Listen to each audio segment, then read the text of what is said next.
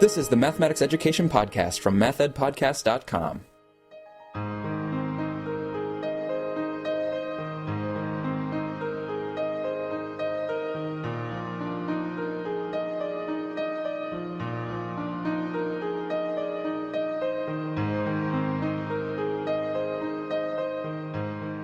Welcome to the Math Ed Podcast. My name is Sam Otten from the University of Missouri, and my guest today is Dr. Egan Chernoff, who's an assistant professor of mathematics education in the College of Education at the University of Saskatchewan, our second Canadian guest, so I'm excited for this. Egan, thanks so much for being here.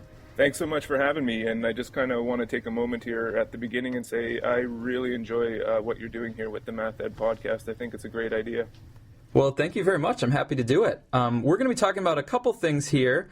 So Egan co-edited a new book called Probabilistic Thinking, Presenting Plural Perspectives. So we're going to dig into that probabilistic topic for a while. And also Egan's putting a lot of work and effort into the social media of math education and just technological resources in general. So we're also going to spend some time talking about those issues and getting Egan's insight on some valuable resources that we can find on the web and in various places. But Egan, it sounds like you've been listening to the podcast, so you kind of know where I'm going to start. I like to just ask people about their graduate school experience and where you studied and what you did your dissertation on. Yeah, thanks. I did my work at Simon Fraser University, which in Canada right now is sort of considered one of two of the major hubs of math education, University of Alberta being the other major hub historically connected with for the learning of mathematics. So I'm part of what was called the David Wheeler Institute for Research in Math Education. David Wheeler, a prominent mathematics education researcher from Canada, and connected with, actually started for the learning of mathematics. Oh. And I did my work with Professor Rena Zaskis up there. Okay, and what was your dissertation focused on? My dissertation was focused on subjective probabilities, which are based on perceptions of randomness. So this is kind of continuing the work of Amos Tversky and Daniel Kahneman, two famous psychologists. And this research was brought over to the field of math education by Mike Shaughnessy, actually, sort of in the late 70s, early 80s, and was continued, built upon by different individuals like Cliff Knold. And so I kind of worked on a variation of it, where this research is mostly focused on people comparing coin flip sequences and asking them to determine which of the sequences is most likely or least likely to occur. Yeah, so you mentioned Mike Shaughnessy. So I had the pleasure of taking a course with Mike Shaughnessy. He was a guest instructor at Michigan State University. And he's really a great person to work with and to know, and a past president of NCTM as well. So he's a wonderful contributor to a lot of areas of math education. Yeah, for those people that are, conducting research in probability, his article in 1992 in the NCTM handbook, his kind of synthesis of research on probability and statistics was, is kind of considered one of the seminal pieces for people that are looking into the research on that. So yeah, he made, that and some other contributions, but that's a very important piece for people talking about probability. Yeah, so what is it that really draws you personally to the study of probability and probabilistic reasoning? I think, one of the things that draws me to it is the use of heuristics. These are sort of shortcuts that people will use to answer very complicated questions. And I think the counterintuitive nature of probability is something that also draws me to it. And it's not restricted to teachers or to students or to, just the normal person. Everybody that has been researched on this has been found to kind of fall prey to this. So we have doctors, we have lawyers, we have judges, we have everybody kind of succumbing to the counterintuitive nature of certain probability tasks. One of the last chapters within the book is a quote where Paul Erdős, considered the greatest mathematician probably since Euler, has seen the solution to the Monty Hall problem. And said, I see it now, but I still don't like it. So the counterintuitive nature is something that really draws me to tasks in probability. Yeah. So you mentioned the book, and it's published by Springer in 2014. It's called, the main title is Probabilistic Thinking, and you co-edited that with Bharath Sriraman. Yes. So could you tell us sort of what led to the book and what cases really made for the need for that book at this time? Yeah, that's a great question. I think one of the things that we put forward in the prospectus was that, we have a book in 2005 that comes out with Springer that is sort of the last kind of version of a major book on probability. And so we were pushing almost a decade since that last book had come out. There are major research syntheses in the handbook that came out, I think, in 2000, or the second handbook, which came out in 2007, maybe a little bit later than that. So there was sort of a space or a bit of a lull there, and there started to be a piling up of books. There was a handbook in the early 80s.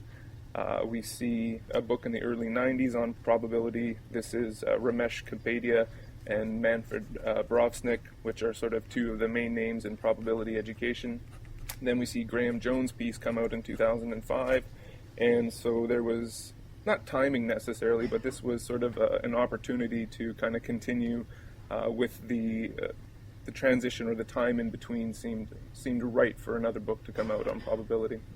And so it's an edited book, so you had a lot of different contributions from different people. So I was just wondering if you could kind of give us an overview of what readers could expect if they did pick up that book and look inside.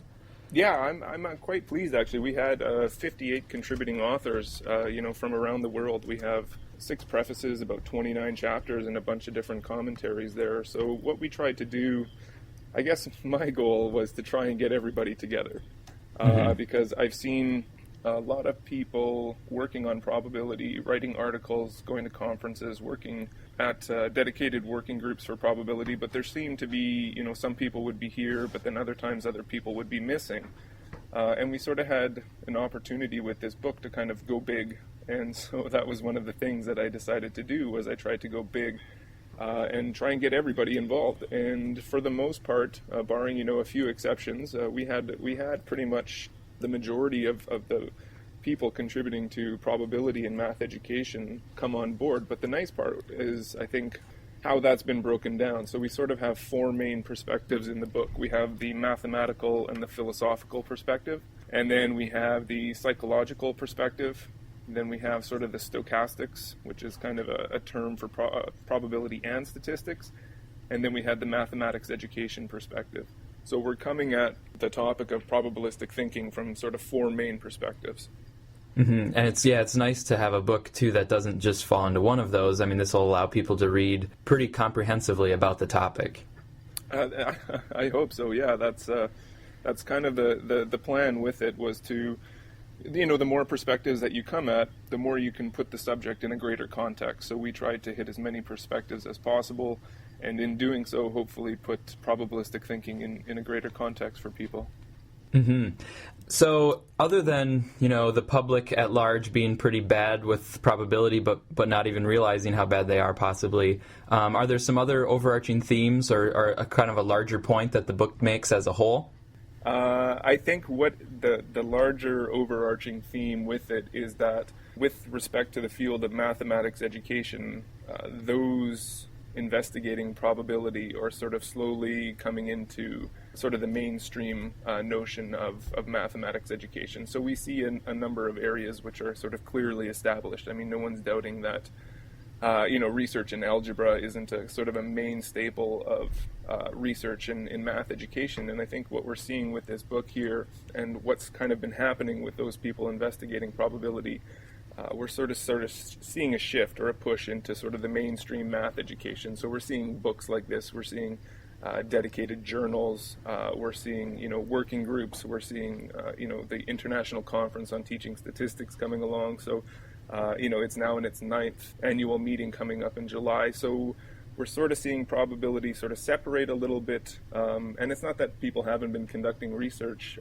specifically with probability, but it's sort of kind of gaining its own footing. And I think we're also, while that's happening, sort of entering a new phase of research in math education for those investigating probability. So the book is Probabilistic Thinking, Presenting Plural Perspectives, edited by Egan Chernoff here, and also Bharath Sriraman. So people can definitely look for that, especially if you have any kind of interest in probability. And I know one of the things that I enjoy whenever I read about especially probability is the anecdotes about people, like you mentioned, kind of being off base with probability, not even realizing it, and also kind of doing some self-reflection about, oh, wait, I actually have done that before too, or I've thought that way. That wasn't actually valid. It's actually interesting that you mentioned that. One of the things that I like to do with my methodology courses when working with prospective secondary teachers is I like to spend some time with them on the Monty Hall problem. But the thing is that the Monty Hall problem has kind of become pervasive a little. It's in 21 with Kevin Spacey. The curious incident of the dog in the night, I think it's in there as well. And so what's happening is people have seen the solution to the Monty Hall problem, especially prospective secondary math teachers. But they sort of have a bit of a revisionist history about how good they are at answering the question. So when they say, oh yeah, I saw the Monty Hall problem and I know a lot of people get tripped up by it, but I knew that the solution was this the whole time. And then the nice part is you can kind of do some parallel questions.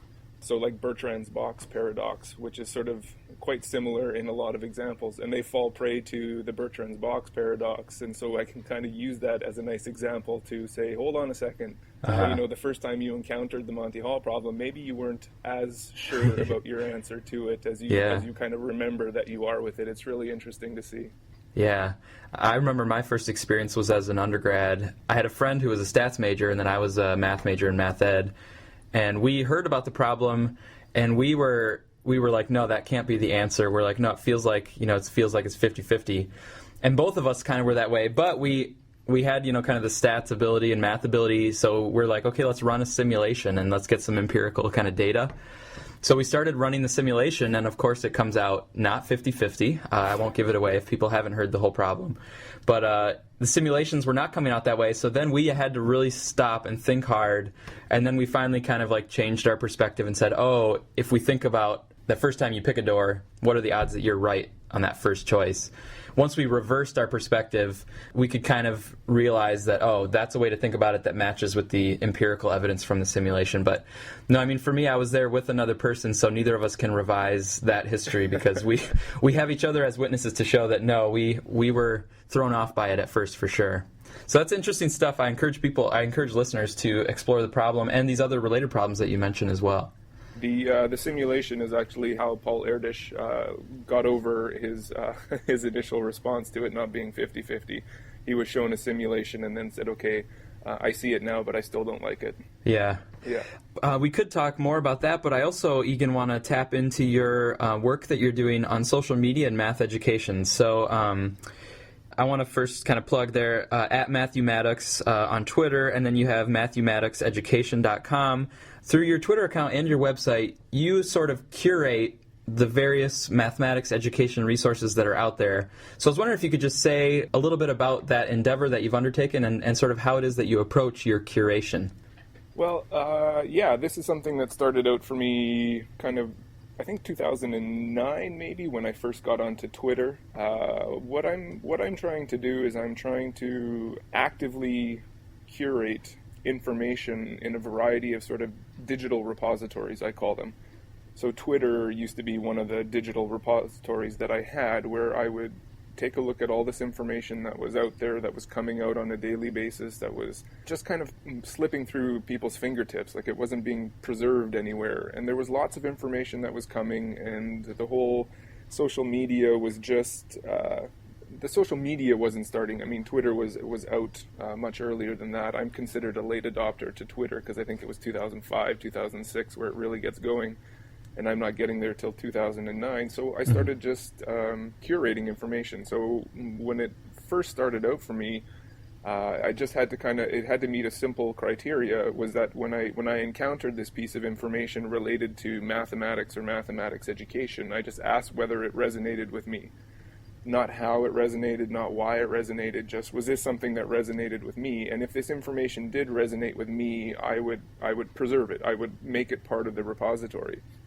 Mm-hmm. And so I started initially out with Twitter, and then soon realized that Twitter was becoming too stream of consciousness, too quick, too fast. I wasn't able to kind of have the permanency associated with it, because I'm sure if you take a look at all of the followers that you have on Twitter now, someone can put something out into their Twitter feed, and within 15 minutes, it's thousands of tweets later Right. that piece of information is out there. So that was part of my move, not only to my Tumblr blog, which I've called Mathematics Education, but it was also my attempts at doing this in a number of different places as well. So I have something that I call Mathematics Debris out there. And Mathematics Debris is social media platforms that I kind of gave it a shot at, but wasn't really working out or kind of, looking to do what I wanted it to do. So an example of that was the social bookmarking site Delicious. That I consider Mathematics Debris because it's something that I made an effort at, but it just didn't really work out well for me. And there's some other ones as well, Stumble Upon, which I really liked. Was something that I tried, didn't really work out. So there are some places when you go out there and start looking for things by mathematics, they don't look up to date or they're not continued. And there's a very simple reason for that, is that they're sort of not been continued. They're sort of debris that I have kind of floating out there. So my two main areas right now are Twitter and Tumblr, and there's sort of a hierarchy with everything. So a lot of what people ask me is they say, do you have a life or do you have any time?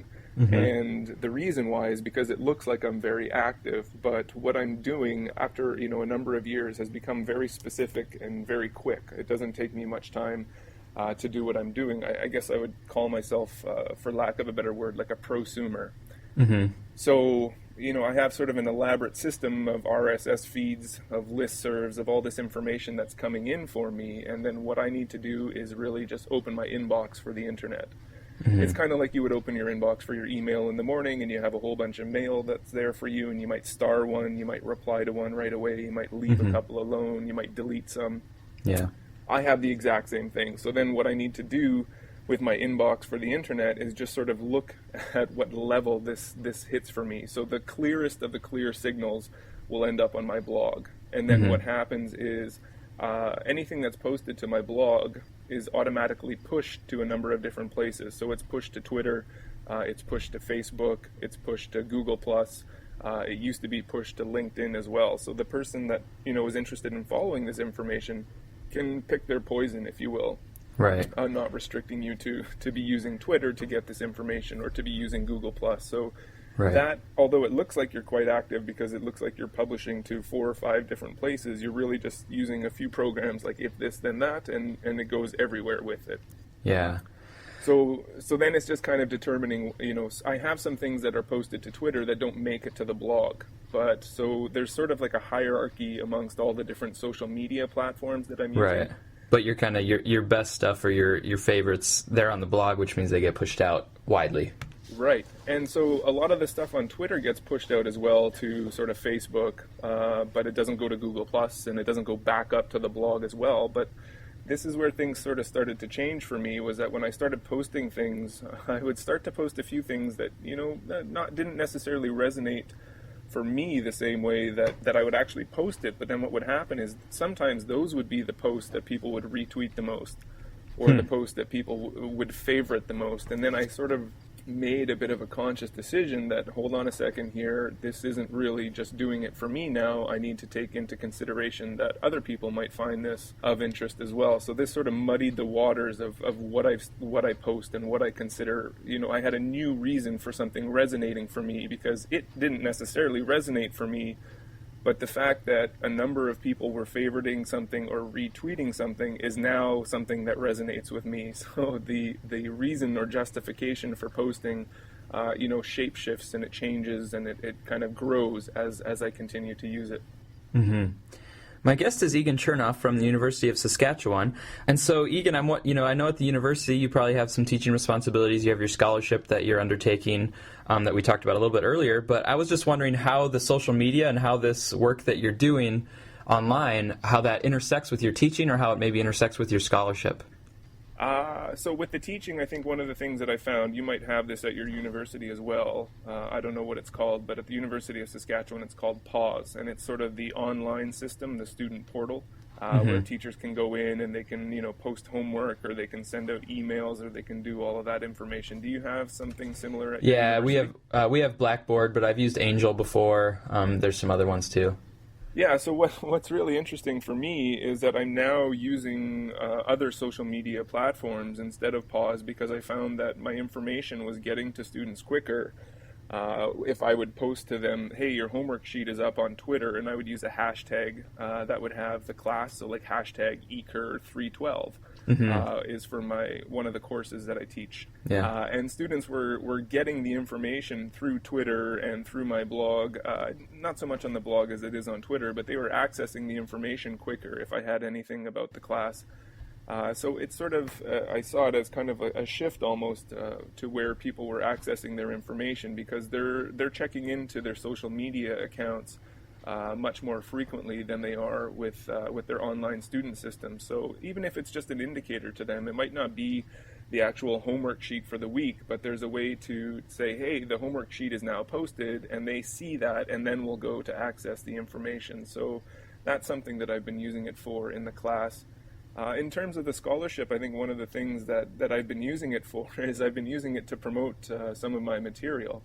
So when the book came out, I have a Vine, my first ever Vine for the book. I've been taking some pictures, showing a stacked version of the book versus what it looks like on the iPad mini, and kind of one of the things that they're wanting, the publishers want you to do is they want you to sort of push the product a bit. And I think, this is something that we're seeing a lot of people using social media, like stand-up comedians, bands. They're all doing this. They're using these forms of social media to promote what they're doing. And I think this is sort of something similar to that as well. When an article comes out, I'll let people know, here's where you can access it. Here's where you can do that. So a big part of it is sort of the promotional aspect of it, but then it's also following up to date with everything that's going on.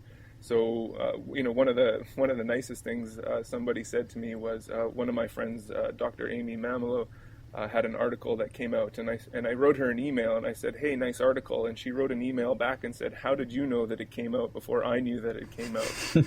And so this is sort of the inbox for the internet. Yeah. If you set it up properly with RSS feeds from all the publishers and Google Alerts and Google Scholar Alerts, there's a way to sort of have all the information coming to you. It's sort of sit back and have it all come in. So it's a neat time to be able to have it happen that way. Yeah, and think about how much time it saves from having to just go and check various different places, like, oh, what's in the new issue of this? Has something been published on that? Did I miss an important reference that I should have on my list to read? Just to have that all coming to you. I mean, it seems like that would save just a lot of time.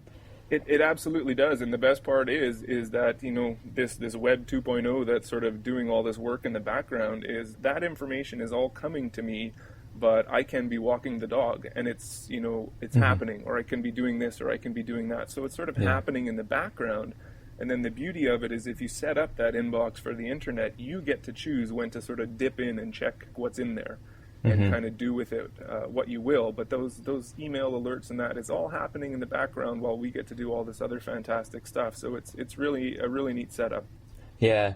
So a couple of comments. I mean, you mentioned with the teaching using the hashtags with your class. I know a few colleagues, Dave Coffey and John Golden at Grand Valley State, and Mike Steele, who's now at University of Wisconsin-Milwaukee.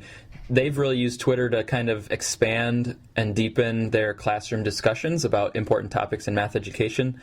They'll use a class hashtag maybe before class or maybe after class, and the conversation will either kind of get going on Twitter or maybe it will follow up on Twitter and sort of bulking up the discussion that also happens during the class period. So that's a nice use of that. And then I know you mentioned, too, the promotion of the scholarship, which is important. And that's part of the reason for me kind of having this podcast is to help a lot of people in the field, give them another venue with which to promote their work and make people aware of the research that they're doing and the work that they're involved in. So that's something that I definitely value too. That's something that I was going to try and maybe ask you here is so this is something that's happening in a bunch of other areas, in the world that we live in, and it didn't exist in math education. So what would happen is somebody would publish an article, and then the article would come out, and then people would read the article, and there might be a conversation about it. But one of the things that we see in a lot of other aspects in life, like, is the movie gets promoted. The band comes along and they promote their album. So there's this element to it, and I think part of the reason why I like so much what you're doing here with the podcast is it's sort of making the work that we're doing similar to what other people are doing.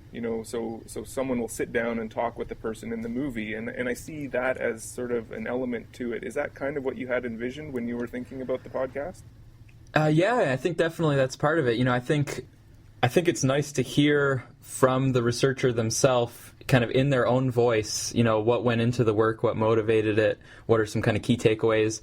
But I think it really does kind of serve as a promotion. It's similar to, like you said, an actor going on the talk show circuit to promote the new movie. I think of it kind of like that, where it's the researcher going, people listening to it, it's kind of like a little 25, 30-minute advertisement or preview of the article, and then people that are interested or people that want to cite it or people that want to see the details can go and grab that article, and maybe they wouldn't have known about it, or maybe they wouldn't have realized the connections that they made to it if they hadn't heard the researcher talk about it.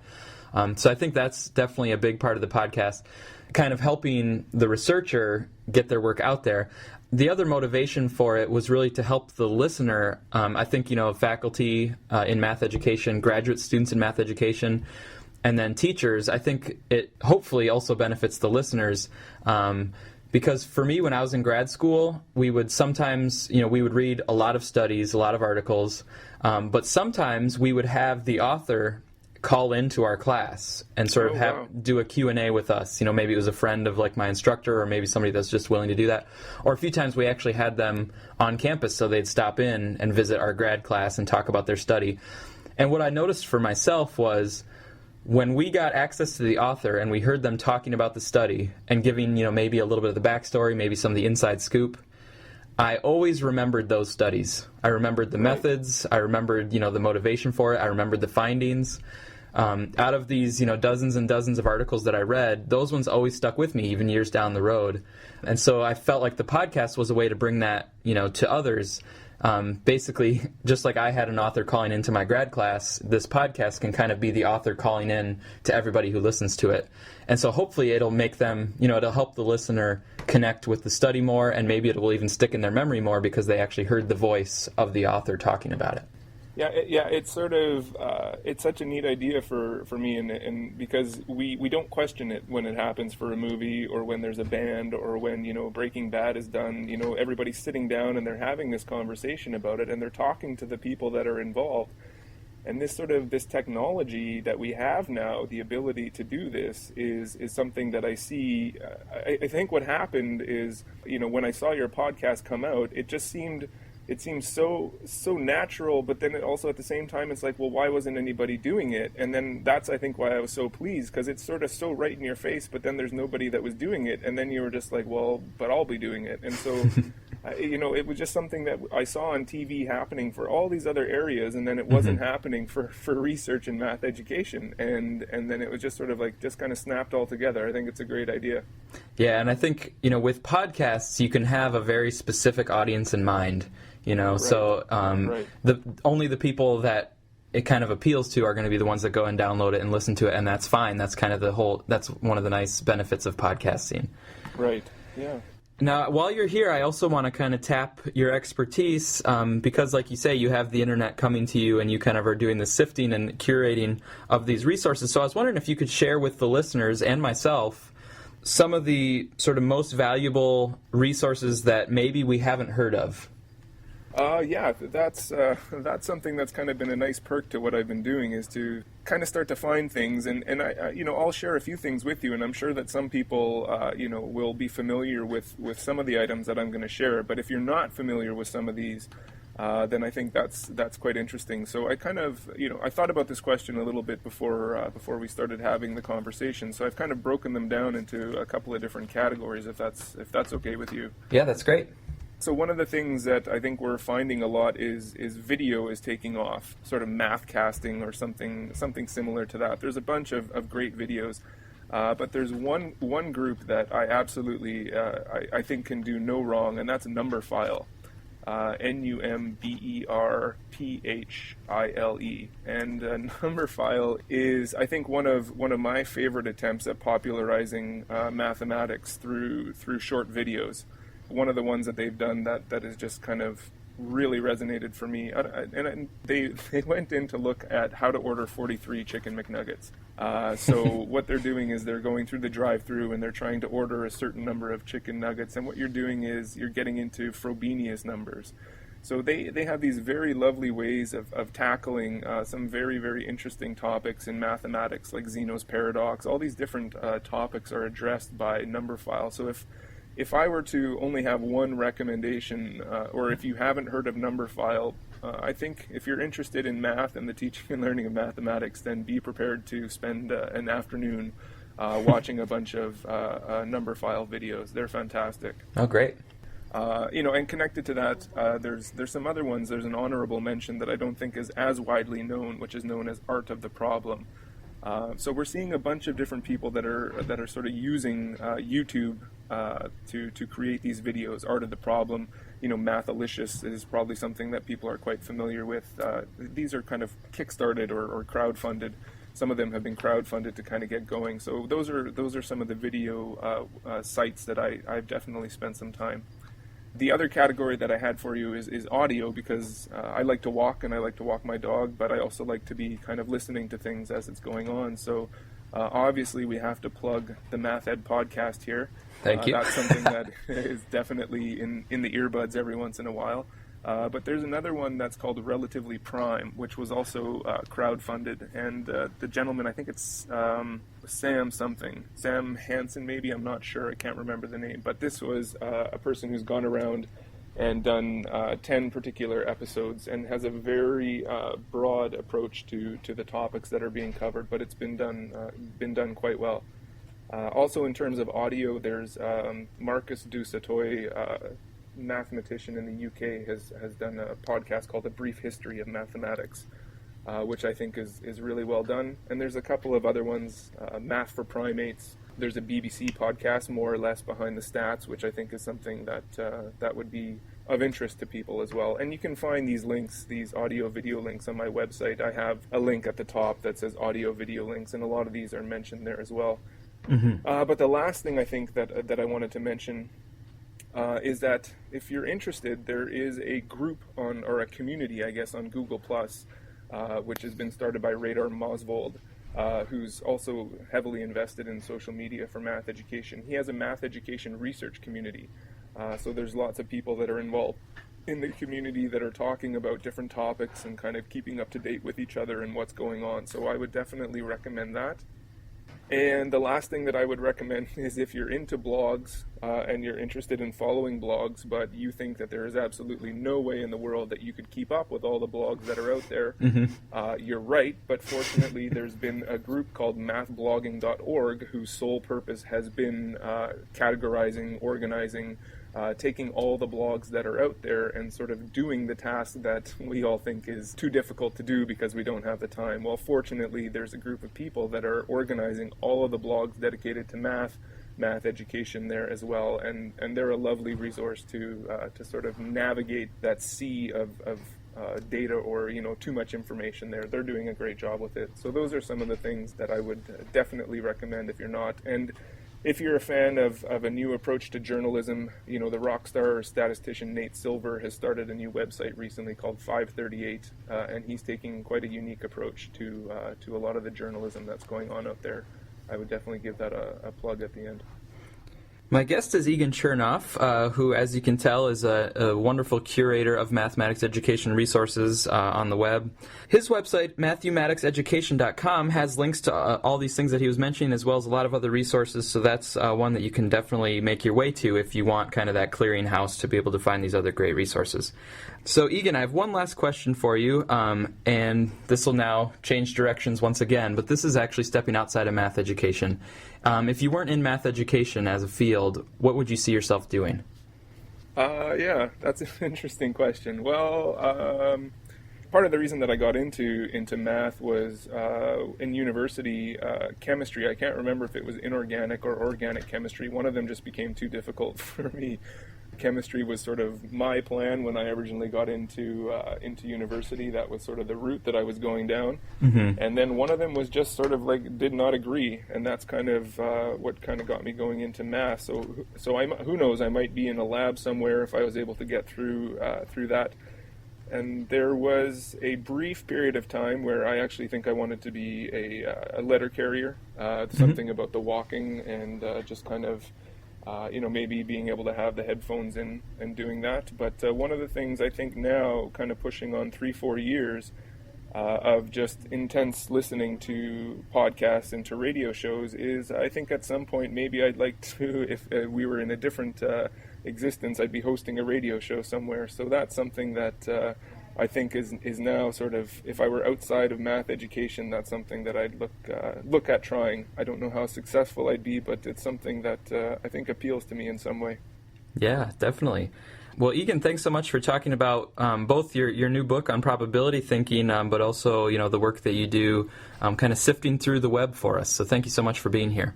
Yeah, thank you, and like I said, thanks again for the podcast. I think it's years ahead, and at some point, the field of mathematics education and technology within math education will catch up, and we'll probably be using what you're doing here in terms of research in our field in the future.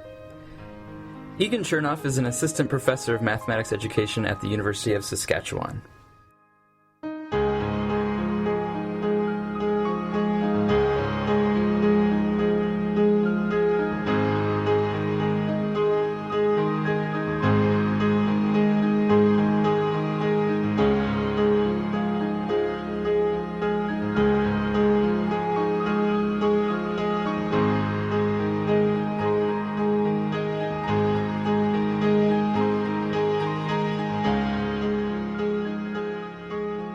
Thank you for listening to this episode of the MathEd Podcast. If you'd like to support the podcast financially, please use the PayPal donation button at mathedpodcast.com.